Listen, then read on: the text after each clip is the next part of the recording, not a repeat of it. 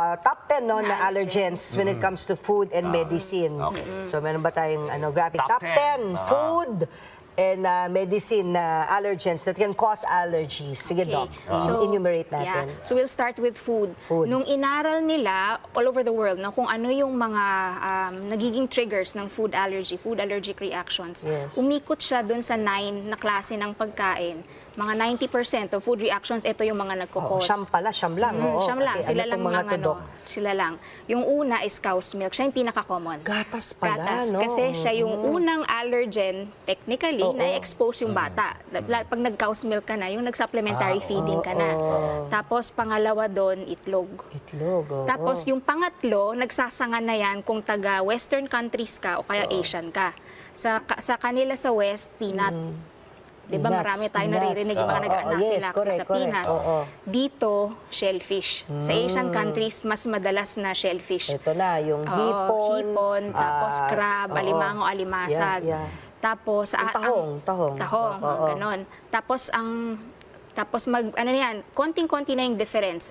Pagkas nun, shrimp, 3 nuts. 3 nuts sa kanila. 3 nuts, tapos sa Western countries. Sa atin, ang katapat medyo fish. Okay. Iba yung shellfish, iba yung fish.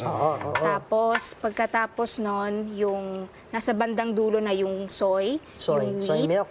Soy milk. Taho, in short. Taho. Mahilig ka doon. Mahilig ako doon eh. Pero siya. sa Western yan, di ba? Sa atin, nasa medyo baba na rin siya. Nasa hindi masyado mga Pilipino sa soy. Actually, pati po yung wheat, nasa baba rin siya. Nasa baba? Wheat allergies. Paano nangyari yun? Tapos, ilan na ba yun? So meron na tayong, ilan na ba? Wheat, may milk, Graphics itlog, seafood, shellfish, ano pa?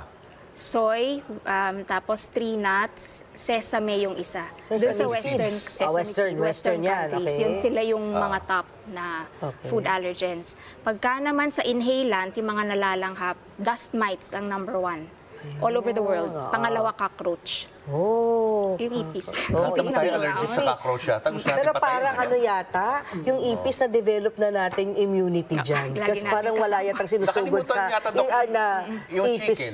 Chicken is actually not one of the top 10. Yes, lagi lang siyang napagbibintangan. Ay, kawawa naman na pagbintangan sa isang krimen hindi niya ginagawa. Sa'yo ko lang nalaman yan, Doc. For us Asians lang ba or worldwide? Worldwide. It's not pala a trigger. Either survey. Ba't sa akin, Doc, pag kumakain ako ng chicken, minsan nagkakaroon ako ng chicken skin. Allergy ba yun? Yung chicken skin, usually it's a result of kung may atopic dermatitis ka. Pag very dry yung skin, siya yung nagiging So, wag mo nasisihin ng manok papumula ngayon. Siya ang may kasalanan. Pawalang sala na natin yung manok. Pero ang egg is at top allergen, di ba? Top 5 siya. Sa top 5 siya.